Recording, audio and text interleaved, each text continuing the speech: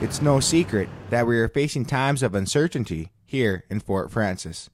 With Abitibi-Bowater recently filing for bankruptcy protection and the fate of our local mill in question, we haven't had a situation like this since the Depression of the 1930s. The town is in bad shape financially. We sat down with Ron Anderson, who lived and worked here as a teen and whose mother eventually started Betty's after establishing herself as a seamstress in town during the Depression. Ron worked in a hardware store in his teens. I had lots of people try to get my job. They say, I can do more work than that kid. And I didn't get paid for a couple of years. Then my mother went in and talked to Mr. Statham, and he says, we'll give him $20 a month. It's hard to explain depression, but we're in the heart of depression when we started. But even though times were tough during the Depression, people generally had a sense that things would turn around. Jim Cumming, publisher of the Fort Frances Times, noted that his family purchased the Times during the Depression while the local mill was in a similar state. In 1931, the Bacchus Mill, as it was known as at that point, went into receivership, much the same as the mill in Fort Frances has gone into receivership this past week. When my grandfather and his partner Russ Larson came here in 1934, there was, the area was facing many of the same issues that are being faced today. Within the community, there was a real sense of optimism. There were several businesses that opened up at the same time and were operating. The town had a real sense of itself as being progressive and looking to the future. And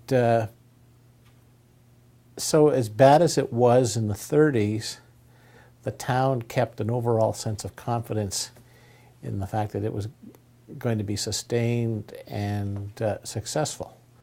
The current state of the town is definitely nothing new. The pulp and paper industry, like any other industry, has definitely seen its ups and downs. Museum curator Pam Hawley dug through the archives and discovered similar situations have occurred since the Great Depression.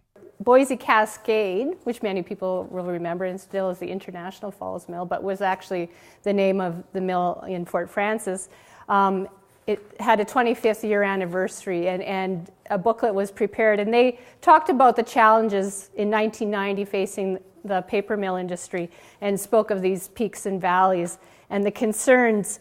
Here's a quote: "As we look to the 90s, we must continue to progress as we face some of the toughest challenges ever." So here we are in 2009, and we sort of have that same thought of the challenges of the industry.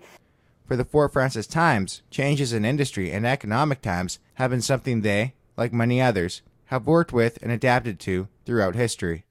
I'm told that when the development of the radio came along, people talked about the demise of newspapers and the demise of paper mills, and it didn't happen. When television came along, they talked about the demise of newspapers and radio,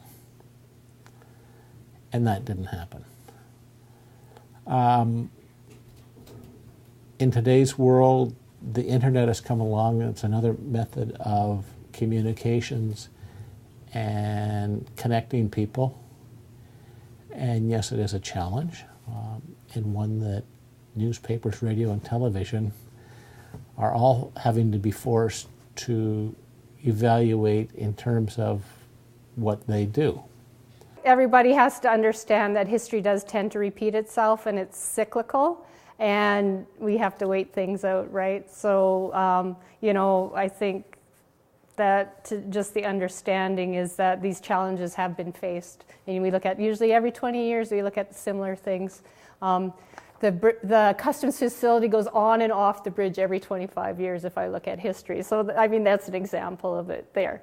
But so I think we just have to remember that in the future, if we just sort of keep tight, that we're in the valley now, but we'll get back up to the peak.